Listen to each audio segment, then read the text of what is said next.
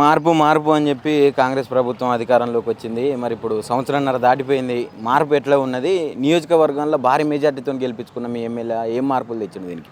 మార్పు అనేది శూన్యం. ఇప్పటివరకు ప్రజల కోసం చేసింది ఏమీ లేదు. రెండవది భారీ మెజార్టీ వచ్చిందని మాట్లాడుతున్నారు కదా, భారీ మెజార్టీ అంతకు ముందున్న ప్రభుత్వం మీద వ్యతిరేకతతోటి వీళ్ళకి ఓట్లు పడ్డాయి తప్ప ఇలా ముఖం చూసి ఓట్లు వేసినారు ఎవరు లేరు. అసలు అది ప్రేమతోటి వేసింది కాదు.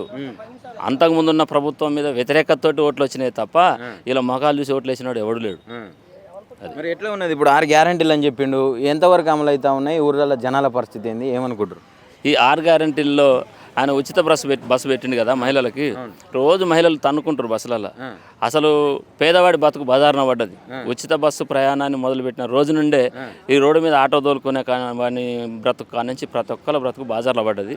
ఆయన ఉచిత బస్సు పెట్టినా 6 గ్యారెంటీలు పెట్టినా ఒక్కటి కూడా అమలయ్యే పరిస్థితి లేదు. కానీ ఇప్పుడు రేవంత్ రెడ్డి ఏమంటుండే బాబాయ్, మొత్తానికి ఒక కోట్ల మంది ప్రయాణిస్తున్నారు ఈ ఫ్రీ బస్సు వల్ల, చాలా మంది మహిళలు సంతోషంగా ఉన్నారని చెప్పి చెప్తా ఉన్నాడు కదా.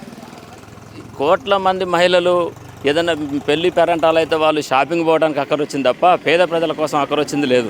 ప్రభుత్వ ఉద్యోగ మహిళలకు కూడా ఉచిత బస్సు వేసినావు, పేదవారి కోసం నువ్వు చేసింది ఏమి లేదు. అది పెద్దల కోసం చేసినట్టుగానే కానొస్తుంది తప్ప పేద మహిళలు చేసినట్టుగా కనిపిస్తలేదు.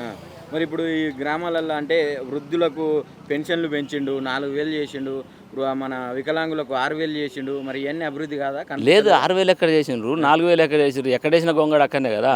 వీళ్ళందరినీ కూడా ఉచితంగా పథకాలు ఇస్తున్నాడు. 4,000 ఇస్తున్నాడు, వృద్ధుల వితంతులకు వికలాంగులకు 6,000 ఇస్తున్నాడు, మహిళలకు 1,500 ఇస్తున్నాడు. ఒక్కటన్న అమలైందా? అంతకుముందున్న ప్రభుత్వానికి రాజు చేయడానికి ఉచిత హామీలు ఇచ్చి ప్రజలను మోసగాడైండే తప్ప ఆయన చేసింది ఏమి లేదు.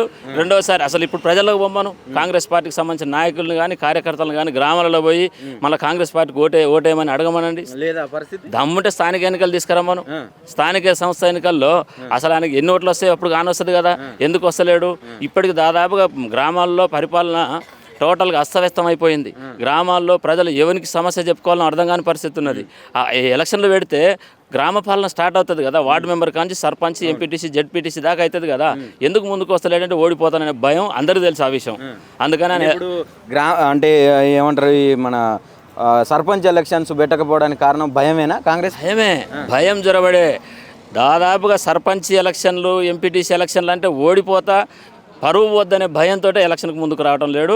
గ్రామ పరిపాలన అస్తమస్తమైంది. ఇంకా ఎన్ని రోజులకు వచ్చినా కూడా ఆయన ఖచ్చితంగా స్థానిక సంస్థ ఎన్నికల్లో మాత్రం మట్టిగా రొక తప్పదు కాంగ్రెస్ పార్టీ. కానీ ఇప్పుడు రైతులందరినీ కొంచెం సంతోషంగా పెడుతున్నా, సన్న బియ్యం ఇచ్చిన తర్వాత అలా కళ్ళల్లో నిజమైన ఆనందాన్ని చూస్తున్నా అని చెప్తా ఉన్నాడు. వేయరంటవా ఓట్లు? సన్నబియ్యం కూడా చక్కగా వండుకోలే, ఇంకా 3 రోజులు అయితే కానొస్తుంది.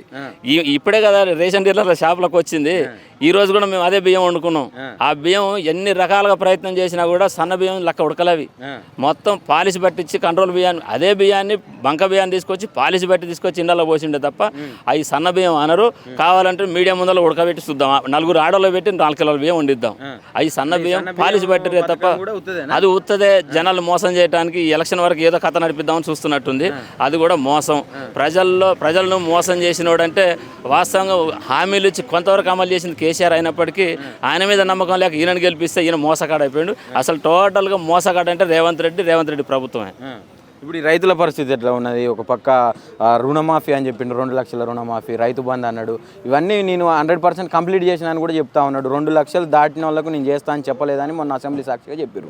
రుణమాఫీ విషయానికి వస్తే రుణమాఫీ ఎవరికి రుణమాఫీ అయింది, ఎంతమందికి రుణమాఫీ అయింది అనేది గ్రామాలలో అధికారులు వచ్చి చెప్పమనండి, లేకపోతే ఆ నాయకులను వచ్చి మాట్లాడమండి. రుణమాఫీ దాదాపుగా 99% చేసినామనండి, లేకపోతే 50% చేసినామనండి. రుణమాఫీ కనీసం 1 ఎకరం పొలం ఉండి, ఎకరం భూమి ఉండి, భర్త చనిపోయి ఉండి, ఒక వితంతురాలై ఉండి 2 ఆడపిల్లలతో ఉన్న మహిళకు కూడా ఒక రేషన్ కార్డు సాగు చూపించి నువ్వు రుణమాఫీ బంద్ చేసినావు. అదేవిధంగా రైతు బంధు వచ్చే పరిస్థితి లేదు. గ్రామాలలో రుణమాఫీ ఇవన్నీ కూడా దాదాపుగా 50% కూడా అమలు కాలేదు. దాని విషయంలో కూడా చాలా సీరియస్గా ఉన్నారు. అందుకనే గ్రామాల్లోకి వస్తే ప్రజలు తిరగబడి కొడతారని చెప్పేసి ఎలక్షన్ లేట్ చేసుకుంటూ వస్తా ఉన్నారు. ఇప్పుడు గ్రామ సభలు పెట్టిర్రు, మొన్న రేషన్ కార్డులు ఇస్తామని చెప్పి గ్రామ సభలు పెట్టిర్రు, ఇందిరమ్మ ఇండ్లు ఇస్తున్నాడు. ఏం కావాలి ఇంకా ప్రజలకు? ఏం తక్కువైంది? గ్రామ సభల్లో కాంగ్రెస్ పార్టీ కార్యకర్తలకు మాత్రమే ఒక ఫారం చూపిస్తుండు, ఇగో ఈ మీకు శాంక్షన్ అయిన అంటుండు. కానీ శాంక్షన్ అయిన వాళ్ళకి ఎందుకు బిల్లులు శాంక్షన్ అవుతలేవు? బిల్లులు శాంక్షన్ చేయాలి కదా. అది కూడా కాంగ్రెస్ పార్టీ కార్యకర్తలకే, వాళ్ళ కార్యకర్తలకు మాత్రమే అది పేపర్ చూపించిండు. అది ఎలక్షన్ వరకే, తర్వాత చూద్దాం. ఇక ఇచ్చినప్పుడు ఈయన కట్టినప్పుడు ఇల్లు. కానీ అసలు గ్రామ సభలు ఎక్కడ సవ్యంగా జరిగినాయి? ఈ పెదవరం మండలం ఉన్నది, దాదాపు 20 గ్రామ పంచాయతీలకు పైన ఉన్నాయి. ఈ గ్రామ పంచాయతీల్లో 20 సభల్లో కనీసం 5 సభలన్నా సవ్యంగా జరిగినాయా? ఏ గ్రామ పంచాయతీలో సభ జరిగినా కూడా అర్ధాంతరంగా ముగించుకొని వచ్చిండ్రే తప్ప సభ సక్సెస్ కాలేదు. మోసమే కదా, మోసపూరిత హామీలు ఇచ్చిండు, ఉచిత హామీలు ఇచ్చిండు, ఉచిత పథకాలు అన్నాడు. ఎవ్వరు కూడా హామీలు అమలు చేయలేదు. ఇవాళ ఉద్యోగులు ఉన్నారు, ఒక్కరికన్నా ఒక్క ఉద్యోగం ఇచ్చిండా? ఒక విద్యార్థి ముఖం చూడండి, విద్యార్థులను కలిసి అడగండి. ఉస్మాన్ యూనివర్సిటీలో పోలీసులు మోహరించాల్సిన అవసరం ఎక్కడిది? నిరసనకు మారిపోయారు ఉస్మాన్ యూనివర్సిటీ. ఉస్మాన్ ఓయూలో నువ్వు పోలీసుల నిర్బంధం పెట్టేసి, ఆంక్షలు పెట్టేసి, 144 సెక్షన్లు పెట్టి విద్యార్థులు కూడా ఎందుకు వాళ్ళ మీద దాడి చేస్తున్నావు పోలీసులతో అంటే ఈ స్థానిక సంస్థల ఎలక్షన్ల కోసమే ప్రయత్నాలు చేస్తూ ఉన్నాడు. ఇంకొక ఈ సంవత్సరం పోయి ఎలక్షన్లలో ఎట్లాగో మట్టిగారో కదపోదు, ఆ తర్వాత ప్రజలను పట్టించుకునే పరిస్థితి ఉండదని జనాలందరికీ కూడా అర్థమైపోయింది. ప్రజలందరూ కూడా వీళ్ళ ముఖం చూస్తూ ఉన్నారు. ఏం చేయాలనే దాంట్లో ప్రజలు నిర్ణయిస్తారు వాస్తవంగా. ఇప్పుడు ముఖ్యంగా ఇప్పుడు మీ నియోజకవర్గానికి సంబంధించి ఎలాంటి అభివృద్ధి జరగలేదు, ₹1 కూడా అసలు ఏమి జరగలేదు. అసలు ఎక్కడ ఏం చేసిండో చూపెట్టాను. ఒక రాయి తీసేసిండేమో చూపెట్టామనండి. సీనియర్ నేత జానారెడ్డి గారి కుమారులు ఇద్దరు ఎంపీగా ఉన్నారు, ఎమ్మెల్యేలుగా ఉన్నారు. జానారెడ్డి గారి కుమారులు ఒక ఎంపీ, ఒక ఎమ్మెల్యే. ఒక ఎంపీ, ఒక ఎమ్మెల్యే బీఆర్ఎస్ పార్టీ మీద వ్యతిరేకతతో అయ్యిరే తప్ప వాళ్ళు డబ్బులు గుమ్మరించి కొనుక్కున్న ఓట్లు మొత్తం కానీ వాళ్ళ మీద అభిమానంతో వేయలే. వాస్తవంగా ఇక రేవంత్ రెడ్డి ముఖ్యమంత్రి అంటారు, ఆయనకే ముఖ్యమంత్రి జానారెడ్డి కదా. వాస్తవంగా జనమంతా అంటారు రేవంత్ రెడ్డి ముఖ్యమంత్రి అయితే ముఖ్యమంత్రికే ముఖ్యమంత్రి జానారెడ్డి. మరి జానారెడ్డి ఎందుకు గ్రామాలలో తిరుగుతలేడు? జానారెడ్డి కుమారులు గ్రామాల్లో ఎందుకు తిరుగుతలేరు? అసలు జానారెడ్డి కుమారులు చేసిన అభివృద్ధి ఏంది? గ్రామాల్లో రెడ్డి పరిపాలన కొనసాగిస్తూ ఉన్నారు. రెడ్డి ప్రభుత్వాన్ని గ్రామాల్లో నిర్వహిస్తూ ఉన్నారు.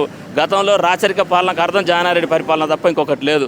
జానారెడ్డి సౌమ్యుడు, చాలా మంచివారని మాట్లాడతారు కదా. ఈ నియోజకవర్గంలో ఒక నెల రోజుల పాటు బతుకుంటే గ్రామాలలో సర్వే చూస్తే జానారెడ్డి ఎంత సౌమ్యుడో, ఎంత నిరంకుశంగా ప్రజల్ని రెడ్డి నాయకత్వం ద్వారా తొక్కి పట్టేస్తాడో ఈ నియోజకవర్గంలో తిరిగితే అర్థమవుతుంది. అరే కొంతమంది చెప్తారు, అంటే ఇదే నియోజకవర్గంలో నేను అక్కడక్కడ అడిగినప్పుడు అసలు తెలంగాణ రావడానికి ఒక కీలక పాత్ర పోషించినాడు జానారెడ్డి కీలక పాత్ర ఎక్కడ పోషించిండు? ఢిల్లీకి పోయేసి విద్యార్థులందరూ ఎందుకు చనిపోతారు? విద్యార్థులంతా సాగు కారకులు ఎవరు? కాంగ్రెస్ పార్టీ కదా. కాంగ్రెస్ పార్టీ తెలంగాణ ఇస్తే ఇంక పంచాయతీ ఎక్కడిది? పంచాయతీ లేదు కదా. సరిపోయే మెజార్టీ పార్లమెంట్లో ఉన్నప్పటికీ కూడా దాదాపు 10, 12, 14 సంవత్సరాల పాటు మేమందరం కూడా ఉద్యమాలు చేసి అరెస్ట్లు అయినాం కదా. ఎంతో మంది విద్యార్థులు సాగు కారకులైన కాంగ్రెస్ పార్టీ కదా. ఇప్పుడు మరి తెలంగాణ తల్లి అంటారు కదా, సోనియా గాంధీ తెలంగాణ ఇచ్చింది కాంగ్రెస్ పార్టీ అని చెప్తారు. ఇక అందరు సావంగా మిగిలిపోగా ఇచ్చిన తెలంగాణ దొరల చేతికి ఇస్తారనే సంగతి మనకు తెలవక ఏదో కలలు అంటున్నాం. కానీ వాస్తవంగా వచ్చిన తెలంగాణ దొరల చేతుల నుంచి రెడ్ల చేతుల నుంచి దొరలకు బదలాయింపు జరుగుతుందే తప్ప పేద వర్గాలకు న్యాయమైన దిశగా ఈ తెలంగాణ రాష్ట్రం లేదు. తెలంగాణను ఒకప్పుడు మొన్నటిదాకా దొరలు వెళ్ళిర్రు, ఇంతకుముందు సీమాంధ్రులు వెళ్ళిర్రు, వాళ్ళకాంచి గుంజుకున్నాం కొట్లాడి. ఆ తర్వాత దొరల తర్వాత మళ్ళీ రెడ్ల చేతులకు పోయింది, రెడ్ల చేతుల తర్వాత మళ్ళీ దొరల చేతులకే పోతుంది తప్ప పేద వర్గాలకు ఎక్కడ కూడా న్యాయం జరిగే అవకాశం. కాంగ్రెస్ పార్టీలో ముఖ్యంగా ఎస్సీ వర్గీకరణ చేసిండు, బీసీలకు మన కులగణన చేసిండు.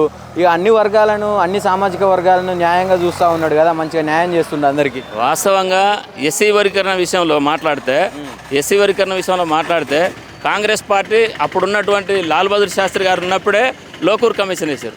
వాళ్ళు అమలు చేయొచ్చు కదా. 75 సంవత్సరాల క్రితమే లోకూర్ కమిషన్ లాల్ బహదూర్ శాస్త్రి గారు ఉన్నప్పుడు వేసారు. ఆయన నాయకత్వంలో వేసిన లోకూర్ కమిషన్ అమలు చేయాలి కదా. చేయాల్సింది కాంగ్రెస్ వాళ్ళే కదా, చేయలేదు. ఆ తర్వాత రామచంద్రరాజు కమిషన్ వచ్చిన తర్వాత చంద్రబాబు నాయుడు ఉన్నాడు, దాన్ని అమలు చేసిండు. అది కొంతమంది కుట్రలో పోయిన తర్వాత సోనియా గాంధీ నాయకత్వంలో కేంద్ర ప్రభుత్వం లెవెల్నే కాంగ్రెస్ పార్టీనే ఉషమోర కమిషన్ వేసింది. ఉషమోర కమిషన్ వేసి 15 ఏళ్ళు అయింది కదా. 15 ఏళ్ల కాలం నుంచి వీళ్ళు ఎందుకు చేయలేదు?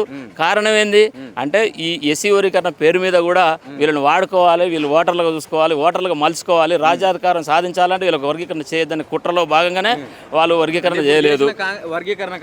అసలు వర్గీకరణ కాంగ్రెస్ ఎట్లా చేసింది అంటారు? సుప్రీంకోర్టు నిర్ణయం ద్వారా ఈయన అమలు చేస్తుండే, అంతే తప్ప ఈయన చేసింది ఎక్కడిది? ఈయన చేసేటట్టు చేయాలి కదా. ఈయనకు మాదిగల మీదనో ఎస్సీలో ఉన్నటువంటి 59 కులాల మీద ప్రేమ ఉంటే, మిగతా 58 కులాల మీద ప్రేమ ఉంటే ఈ వర్గాలకు ఎప్పుడో చేసి పెట్టాలి కదా. అంటే మా జిల్లాలో మా ప్రాంతంలో మాదిగలే ఎక్కువ ఉంటారు, నేను సీఎం కావడానికి ముఖ్య కారణం కూడా మాదిగలే అని చెప్పిండు రేవంత్ రెడ్డి ముఖ్యమంత్రి స్వయంగా. ఆయన సుప్రీంకోర్టు తీర్పిచ్చిన 2 నిమిషాల్లోనే సుప్రీంకోర్టు తీర్పిచ్చిన 2-3 నిమిషాలులోనే అసెంబ్లీలో ప్రకటన చేసిండు. ఈ దేశంలోనే అన్ని రాష్ట్రాలకు ముందల నేనే ఎస్సీ వర్గీకరణ అమలు చేస్తా అన్నాడు. నేను మాదిగల కోసం పోరాటంలో పాల్గొన్నా అన్నాడు. నేను సర్పంచ్ కానించి, జెడ్పీటీసీ కానించి, ఎమ్మెల్యే కానించి, ఎంపీ, మంత్రి అయ్యే వరకు, ముఖ్యమంత్రి అయ్యే స్థాయి దాకా మాదిగలు నాకు సహకరించారు. వాళ్ళ మొఖాల్లో వాళ్ళ కళ్ళల్లో ఆనందం చూడాలన్నాడు కదా. ఆనందం చూడాల్సిన డిఎస్సి పోస్టులు ఎట్లేస్తావు? కానిస్టేబుల్ పోస్టులు ఎందుకు వెళ్ళిపోయినాయి? ఈ ఉద్యోగాలన్నీ ఎందుకు భర్తీ చేసినావు? అసలు ఆ సుప్రీంకోర్టు తీర్పిచ్చిన నాటి నుండే ఎస్సీ వర్గీకరణను అమలు చేస్తాం అని అన్నాడు కదా. అంతకుముందు పట్ల వాటికి కూడా ఇస్తా అన్నాడు కదా, ఇవ్వలేదు కదా. వాస్తవంగా మందకృష్ణ మాదిగ గారు మొత్తుకునేది అదే. గతంలో కూడా ఇక్కడ ఉన్నటువంటి ప్రభుత్వాలు ఆ కొబ్బరి చిప్పలో పీస్ అంతా దీన్ని కొబ్బరి చిప్ప ఇచ్చినట్టు మన చేతికిచ్చింది. అలా ఇస్తే దానివల్ల ఎవరికి ప్రయోజనం అవుతుంది చూద్దాం, మన వాళ్ళకి అవుతుందేమో. అయితే అటువంటి రైట్. ఫైనల్గా ఓవరాల్గా ఏం చెప్తావు? ఇప్పుడు తెలంగాణ రాష్ట్రంలో ఉన్నటువంటి ముఖ్యమంత్రి వచ్చిన తర్వాత మార్పు అన్నాడు, మార్పు పేరుతో వచ్చిండు, సీఎం అయ్యిండు. ఎలాంటి మార్పు వచ్చింది? ప్రత్యేకంగా నియోజకవర్గంలో ఎలాంటి మార్పు వచ్చింది? సీఎం రేవంత్ రెడ్డి నాయకత్వంలో నడుస్తున్నటువంటి ఈ ప్రభుత్వం పేద వర్గాలకు ఎవరికీ న్యాయం చేయలేదు. అగ్రకుల భూస్వాములకు, పెట్టుబడిదారులకు మాత్రమే లక్షల కోట్ల రూపాయలు ముఠ చెప్పింది, మూటలు కట్టించింది. వాళ్ళ కాంట్రాక్టర్లకు, వాళ్ళ కమిషన్ల కోసం వాళ్ళకే పనులు చేసుకున్న తర్వాత పేదవానికి కూడు, గుడ్డ ఇవన్నీ ఇచ్చిన సందర్భాలు అయితే కనిపిస్తలేవు. ఇచ్చిన ఉచిత హామీలు ఇంతవరకు వృద్ధులు, వితంతువులు, వికలాంగులకు ఇచ్చిన హామీలు అమలు కాలేదు. పెన్షన్ల హామీలు అమలు కాలేదు. రైతు రుణమాఫీ అమలైన సందర్భం లేదు.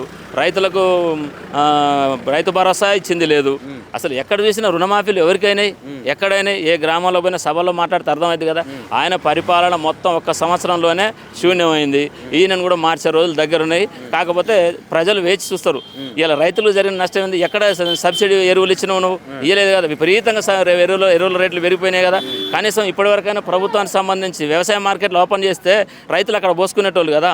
70% వరకు ఇప్పుడు ప్రైవేట్ వాళ్ళకి అమ్ముకున్న తర్వాత, ఆ ప్రైవేటు వ్యాపారులు దోచుకున్న తర్వాత నువ్వేం చేస్తావు? కనీసం 25%, 20% కూడా నీకు అమ్మరు ప్రభుత్వానికి కొడ్లు.